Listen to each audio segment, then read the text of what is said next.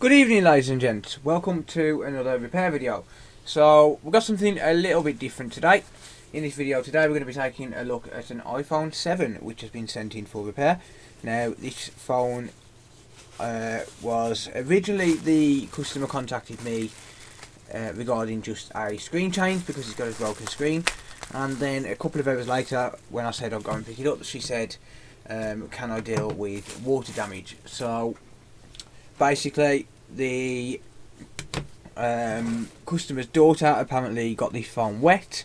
The battery, I believe, was connected at the time. I haven't taken a look at this yet. The moment I got it, I disconnected the battery. So I ripped the bag open, disconnected the battery. That's the bag that it came in. So I disconnected the battery to obviously prevent any further damage. But I haven't taken any look at what's going on with the phone yet. I don't know if it comes on. I've told her that if it needs it, I can give it an ultrasonic clean, and then if it still doesn't work, then I can obviously diagnose the fault. But first of all, let's just see what's actually going on with the phone. So to do that, what I'm going to do is I'm going to take my USB amp meter. So I've got a USB amp meter here, and I'm going to attempt to read what kind of voltage is being taken, or what kind of amperage is being taken, sorry, and see if this phone is attempting to turn on at all, see if it's got some sort of a short. We'll just see what's happening with the phone and see what we can do with it, shall we? So the battery that's in here is just a cheap Amazon special. Not sure who installed that, but yeah, personally I wouldn't install one of those ones. I've got my own supplier who I trust and rely on. So we're plugging that in now, and we're drawing 0.00 amps. Okay, awesome. So not giving any power at all. So what I'm going to do, I'm going to and I'll just show you that. So we're plugged in here into the USB amp meter, and as you can see we're drawing 0.00 amps. So absolutely nothing at all. The phone isn't even attempting to charge at all. So let's take our iPhone battery connector. So this is a well, I bought this off eBay. It's a W1G3 Plus, powered by OSS team, it says. And this is really good. Basically, it's got all the connections for every iPhone from the iPhone 4 up until the iPhone X, and basically that allows me to. Oh, hold on.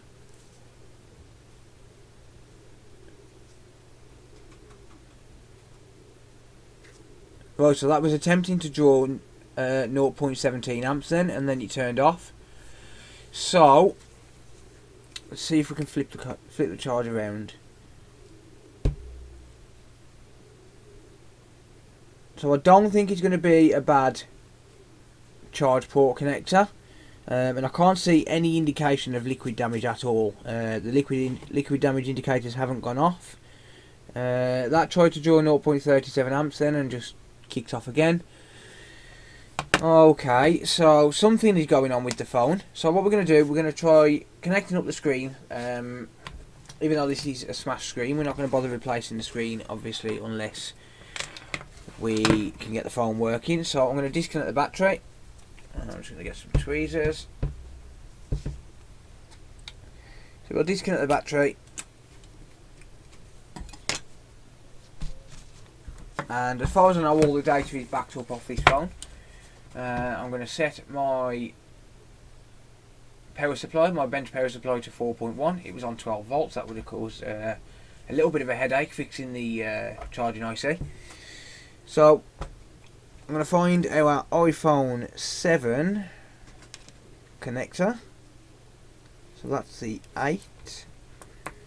The only issues I have with these things is the fact that they come desoldered and you end up having to resolder them.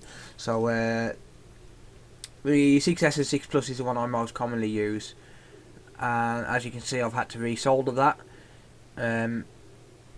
so there's no cover on the back like there is on some of them, because I've had to resolder it. So they do come apart quite easily. They're not very good in terms of build quality, but for £20 what can you really expect, and it does the job. I did have to replace the charging IC in this because I accidentally set it to 12 volts and I blew the IC on the actual battery converter thing. Right, so we're going to plug the battery in,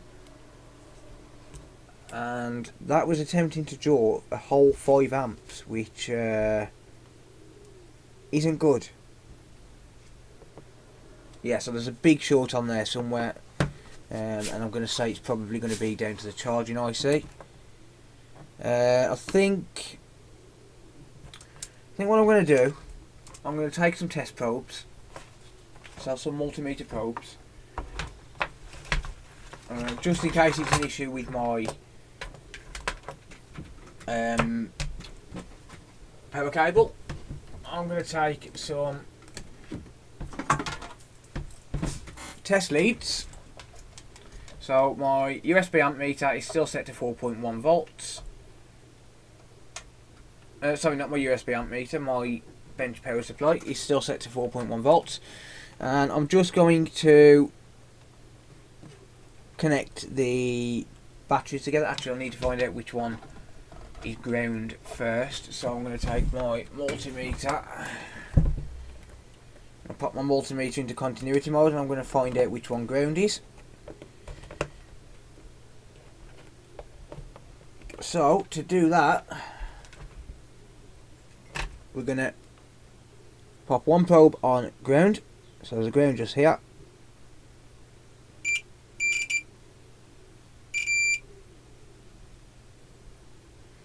.462 in diode mode is a normal reading. I think that's ground. So the one on the right hand side is ground. So we haven't got a short on VCC bat.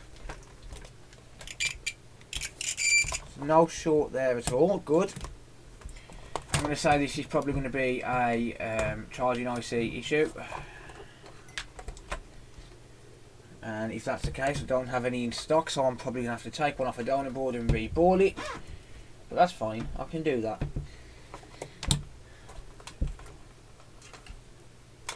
Okie doke. Let's get this tested. So, I'm going to make sure we've got the leads the right way around. We're going to put one probe on ground and the other probe on the 5 volt, or rather the battery terminal. And yeah, we're trying to draw 5 amps, which means there is a short somewhere, so we're going to have to take the board out and see if we can determine where that is before we proceed with anything. So you notice I didn't put too much power through that. As soon as I noticed it was drawing power, I took it off. So it's trying to draw the full 5 amps that the power supply can provide at 4.1 volts. That's going to cause a significant amount of heat on the board, and we should be able to find out exactly what's wrong within seconds of having the board out, because we're going to use good old-fashioned heat to do so. Here we go. So board is out of the phone, and we do have some signs of liquid. So if we can get the camera to focus. So we've already got some signs of liquid there, so that shield's going to have to come off at least. There's also some indication up here on this side. So it's got pretty wet. It's not good when we have signs of liquid on this side, because obviously the NAND's there. And that could be an issue. But let's take off this shield and let's see what we can do. Right, so we don't actually have that much damage around this area. Right, okay, so that shield probably didn't need to come off.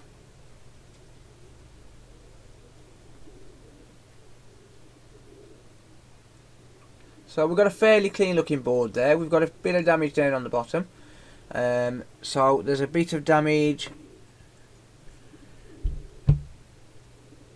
just here. So we've got a lot of corrosion there, and that is, there's likely going to be a bad capacitor there.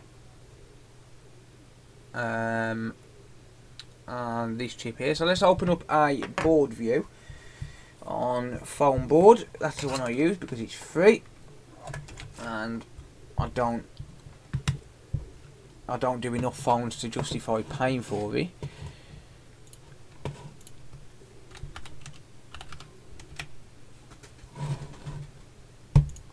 Oh, okay. So let's open up iPhone 7 820-00188. That's the one. Okay, so what do we have here? Let's go full screen.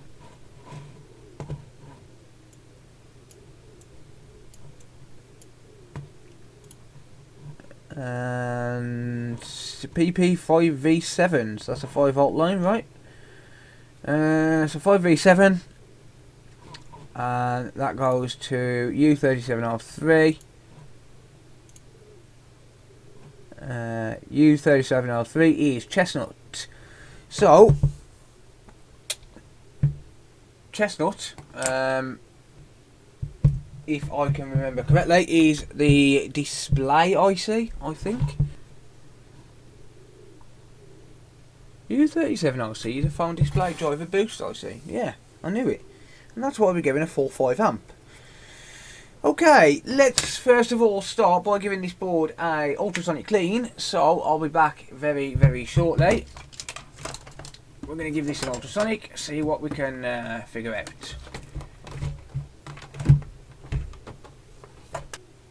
Okie dokie, ladies and gents, we have finished the ultrasonic clean for 8 minutes.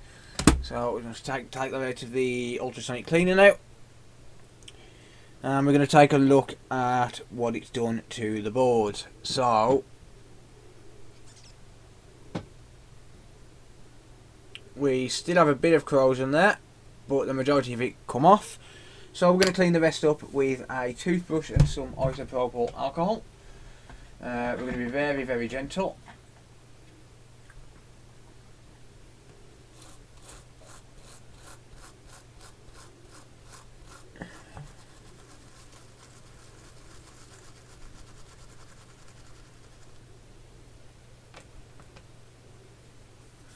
Okie doke, let's take another look.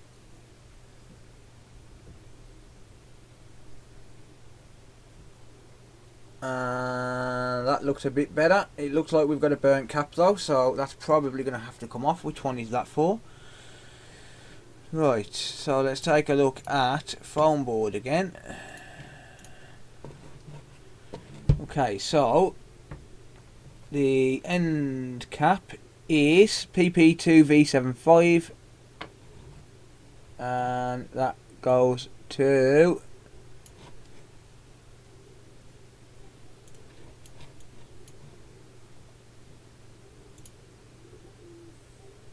Mambacon. What is Mambacon?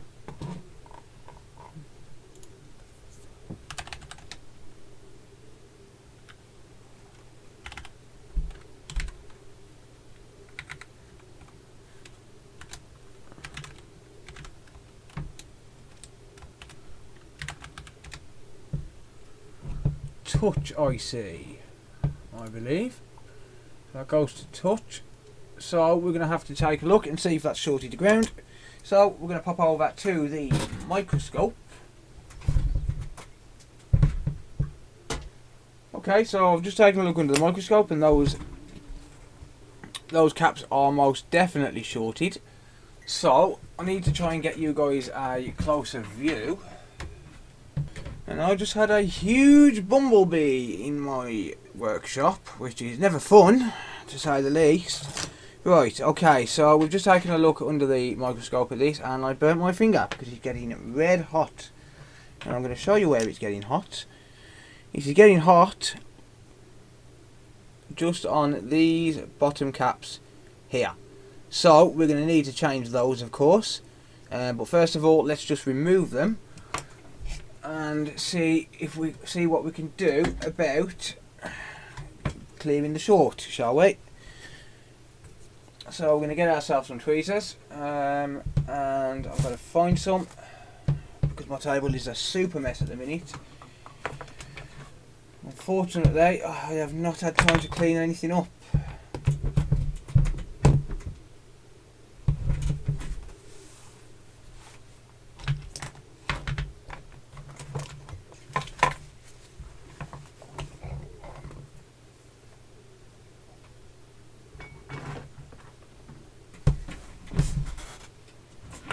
So, let's just first of all plug a bit of power into this,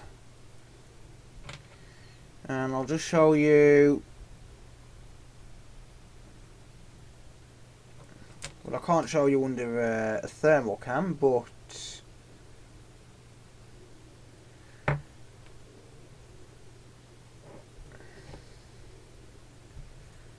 to be honest, this will probably end up burning itself off. And you'll probably be able to hear it when I turn it on, when I plug it in.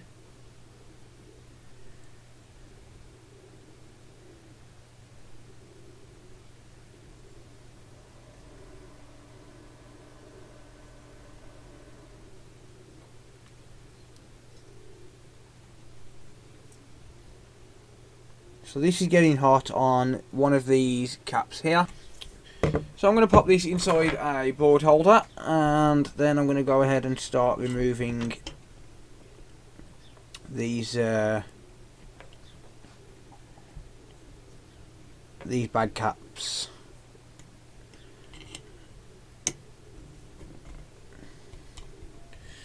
There we go.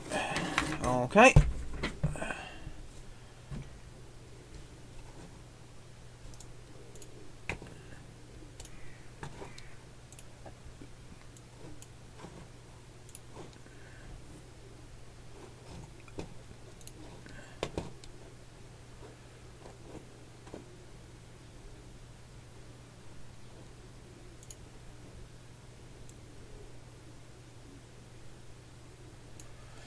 So let's just start removing these caps, shall we, and clear this short.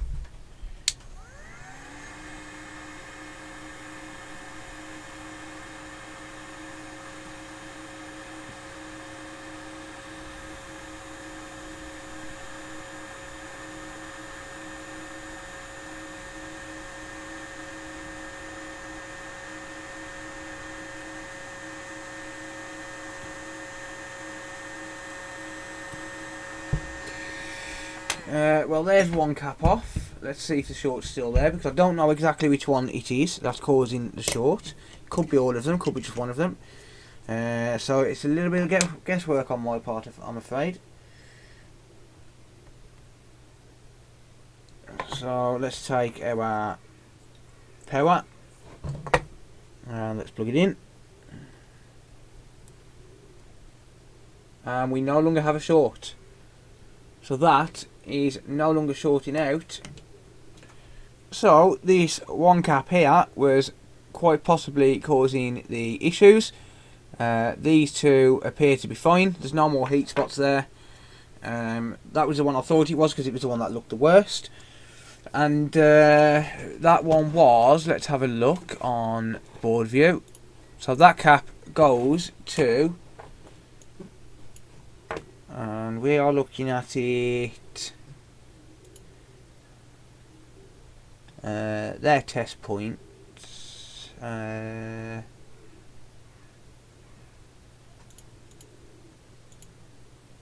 so this goes to the backlight anode. So chances are we probably haven't got any backlight on this when we turn it back on, because that one chip was shorted, unfortunately. So where is the backlight chip? What controls backlight? We've got these lines here. LCM backlight anode. So there's those lines there.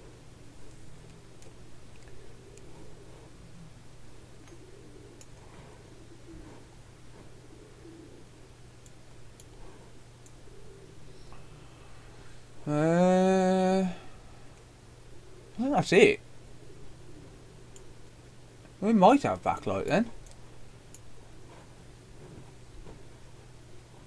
So we've got this cap here, we've got these cap here, and then we've got a few caps just over here, and then we've got the backlight chip as well. So that may cause an issue. That chip is U3701.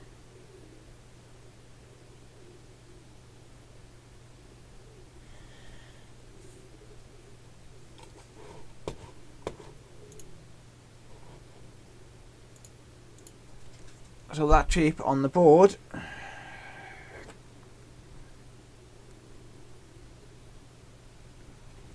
is that one there, and that is what controls backlights. So hopefully it hasn't blown it, but we're going to pop a screen on.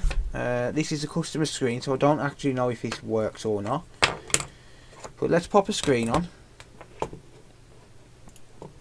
Let's get some autofocus back on. Good. So let's pop the screen on now, and then we will see if we can power it on, shall we? Let's pop it into the housing. So let's give the housing a little bit of a clean.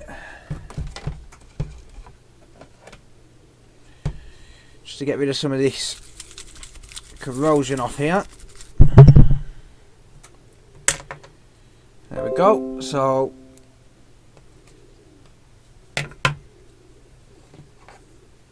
let's pop the board in, shall we? I'm not going to screw it down. Absolutely pointless to screw it down. Right.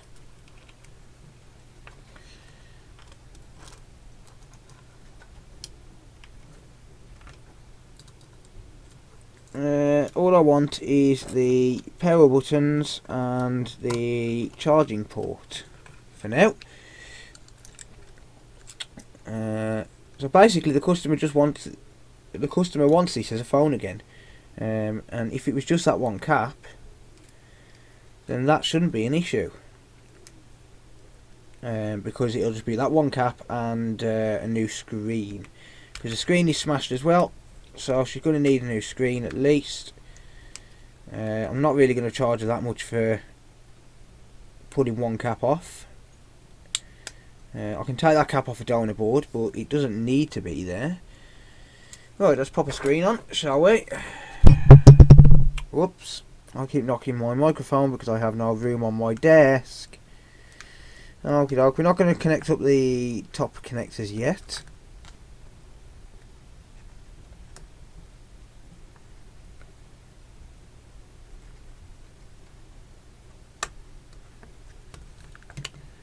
So the customer disconnected this screen herself. Well, her brother disconnected the screen. Her brother, boyfriend, I can't remember which one she said. Either her brother or her boyfriend disconnected the screen, but didn't think to take the battery out. So we're probably going to have no battery working at all. We might have to do a little revival on the battery. So let's connect up the charging port. Let's connect up the... have we got the screen connector in? Yes, we have. So screen connectors in, power connectors in, screens in, batteries in, charging port is in. We're going to prompt to boot in 3, 2, 1. Nothing. Completely dead. Right.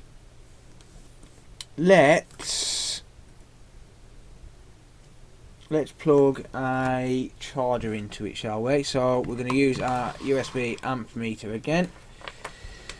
Let's see if it tries to charge.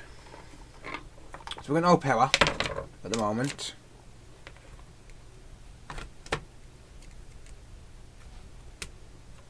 And we draw in 0.4 amps. So we're charging now. Right, that's switched on. So we have no backlight or no display, one of the two. We don't know which. I heard that phone pick up that there was a battery connected, a charger connected. So, yep, that phone is on. So we have no display. Phone's come on, but there's no display. Right, okay. Now the question is, does this screen actually work? And that we do not know, unfortunately. So we've got the phone to come on, which is good. It's great.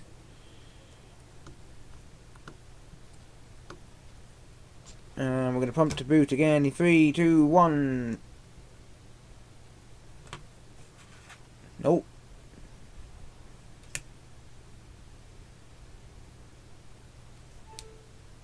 And that's booted.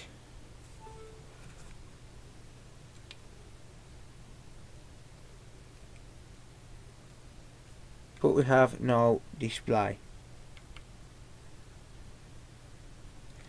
Now we need to find out if it's actually the display. So I'm going to pop it under the microscope and see if I can see anything at all on that screen. Right, okay, I'm going to get a test screen, see if we can find out if the screen's good or not. We have an Apple logo, ladies and gents. We have backlight, ladies and gents. And we have a booting phone. We have touch. Yes. Yes. We have touch. We have a booting phone. We do not have charging current. Could be my cable. Could be the fact that it's not plugged into the charger. So let's plug it into a charger. We're charging. Nice. So obviously I'm going to have to blur out the background image, but we have successfully repaired this phone, ladies and gentlemen. And yeah, I'm super happy. So the issue here was one burnt out capacitor on the bottom of the board, which linked to the backlight anode. It was drawing a whopping 5 amps of current, which is amazing to think that it didn't blow the backlight IC. But this phone is fixed. We can get the data off. We can obviously change the screen, but other than that, we have touch. We don't have a passcode, so we just need to basically get a screen for this, change it, get it working, and get it sent to the customer. Yeah, that's going to be it. Thank you so much for watching. I'm really glad we could get this fixed for the customer. Wasn't too much of a big job. It just shows that some water damage does not cause as much damage as you think, and that sometimes it's as easy as just knocking one capacitor off. I'm going to replace that capacitor anyway,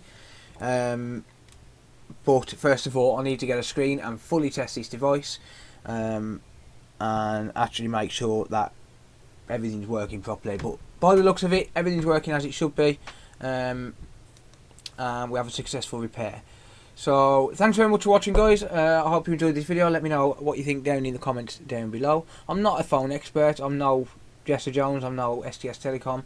I'm no Mark Schaefer. You know, it's one of them things. I'll repair pretty much anything if I can figure out what's wrong with it. But I'm by no means an expert. So let me know what you think down below. If you want to see more repair videos, hit that subscribe button. Leave a like on the video if you enjoyed it, and until next time, we'll see you all later. Bye for now.